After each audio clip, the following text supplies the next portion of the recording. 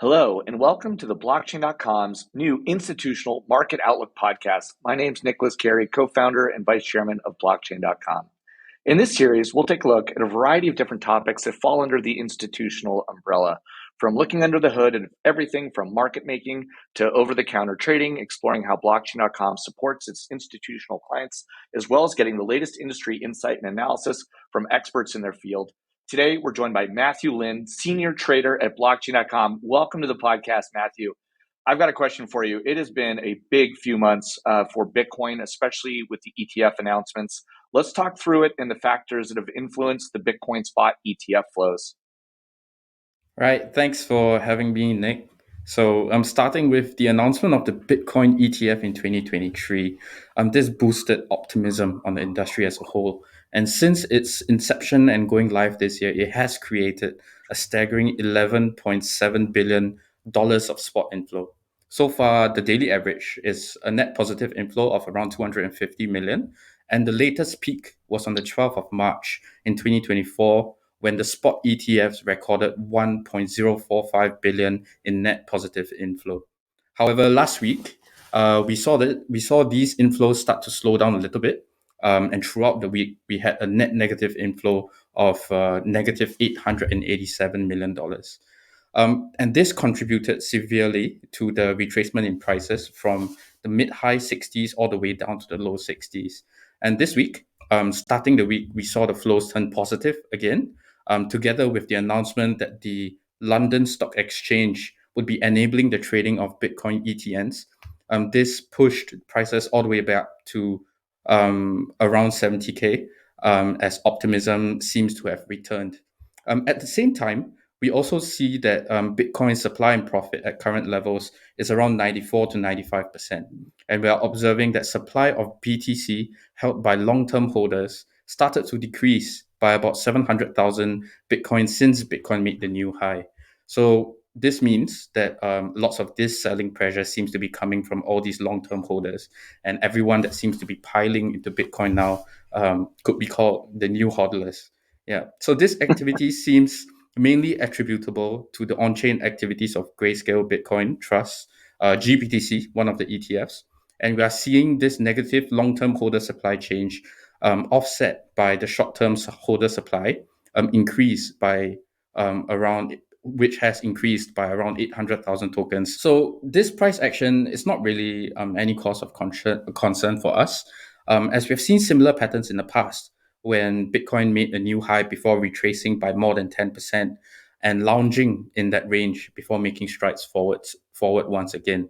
In the short term, we are observing that leverage is in a healthy state, as funding rates range between 10 to 20% APR on the majors, and that technical indicators are showing that the market is actually very well supported. Yeah, thank you, Matthew. I mean, I think everyone was sort of a little bit surprised and impressed by the demand for these ETFs. And BlackRock has recorded the most successful ETF launch in its entire history, with the Bitcoin ETF and all the other trading firms on Wall Street also seeing significant uptake in those products. So we'll be watching that very carefully. On to another big topic, meme coins. There has been a meme coin frenzy as of late. I'd be interested to hear your perspectives on this. What trends are characterizing this? And maybe just for our listeners, what is a meme coin? Yeah, so meme coins usually have no utility, and they usually have funny names and names that are easily relatable. But why they are significant to the industry is that with meme coins come community, and people are starting to believe that a network or blockchain without meme coins is a network or blockchain without a community. So the hottest topic has been the meme coin frenzy on Solana, Avalanche, and Ethereum.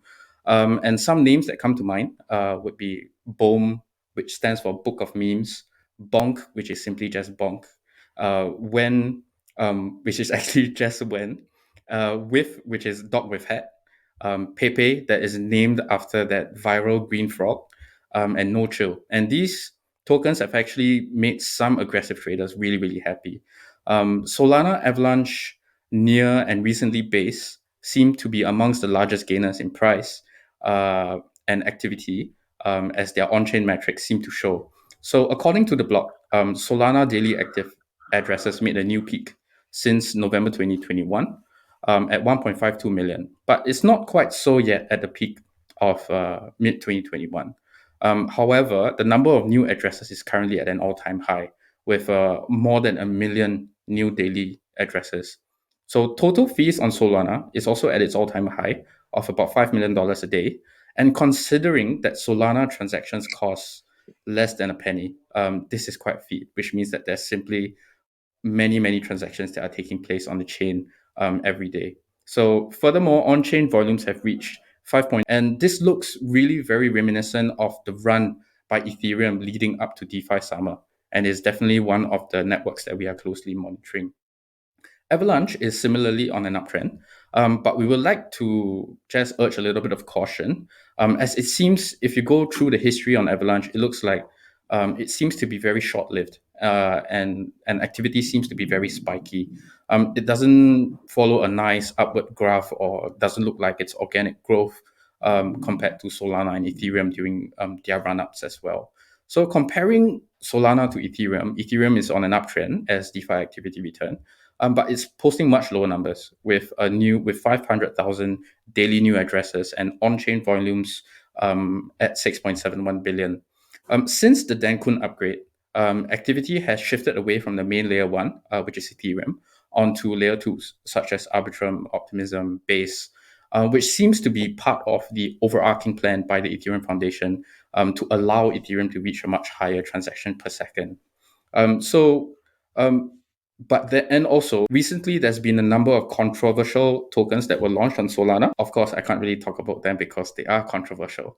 But this whole pump and dump and activity starting to fizzle out just reminds us of back in 2023 when Pepe actually became popular. It was closely followed by a token called Turbo, which very quickly lost steam. So this week, we observed quite a bit of meme coin activity actually shifting over to Base. And this actually pushed gas fees on Base higher than they were before the Denkun upgrade, which was supposed to reduce gas fees cost overall. Thank you for demystifying a little bit around all the trends around meme coins. I think the big takeaway here is that meme coins basically are early indicators of on-chain adoption. It's evidence of community, and it reinforces Metcalfe's law, which is broadly that the financial value or influence of a network is proportional to the square of the number of connected users, which is basically the more people that adopt something find utility in it, creates utility through that adoption. So something we'll be keeping an eye on here. How are the macroeconomic and regulatory factors impacting current market sentiment and liquidity, particularly with rising rates and a delayed rate cut cycle? Yeah, so let's start by discussing rates. With recent underlying data for the Japanese economy actually looking much better, they reported high wage growth numbers. Some of the unions managed to negotiate like pretty decent raises for people in their unions. The Bank of Japan actually has finally raised rates out of negative territory for the first time in 17 years. Although the rates are pretty low, still hovering around 0 to 0.1%, it's quite significant for global capital markets, as Japan is a huge exporter of capital. Them raising rates for the first time in 17 years, where people mostly think about it as almost a consensus that Japanese rates will be extremely low, is quite significant, as it requires people to shift some of their mentality after the rate increase.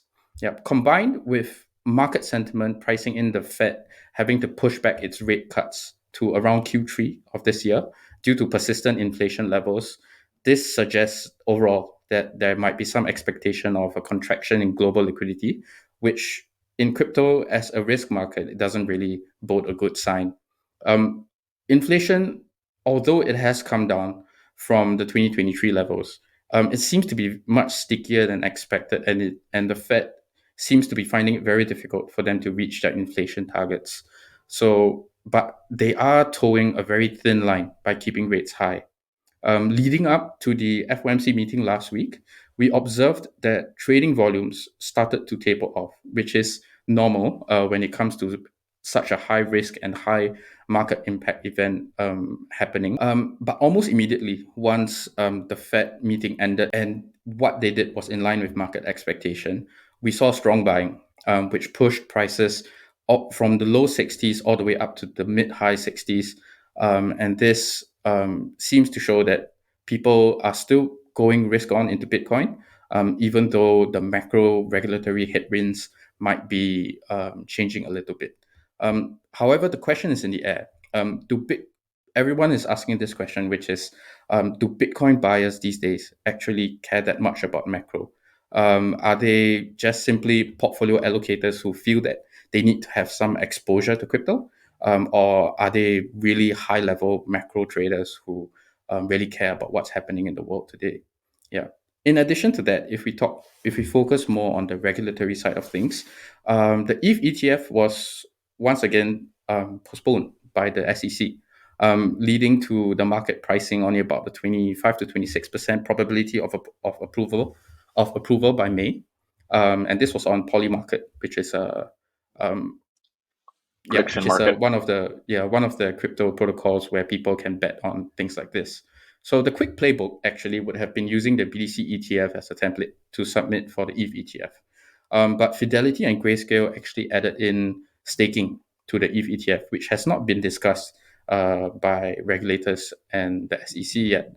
So them doing this could suggest that maybe they are willing to fight this out longer in court, or that the overall process could take much longer as a whole.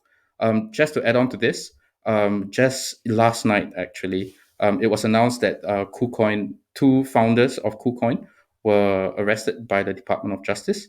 And this shows, and although the market really didn't really react much to it, it shows that this is still a gray cloud and dark cloud that is sort of hanging over the industry. And eventually, we must always prepare for these kind of black swan events, because you can't really expect these to happen very easily. In addition to that, I think this year we are expecting stablecoin legislation to come out in the US. And in Europe, they have already passed stablecoin legislation, and this is called MiCA. As a result of this, OKX, which is one of the major exchanges in the market today, they removed all USDT trading pairs from its Europe-facing exchange.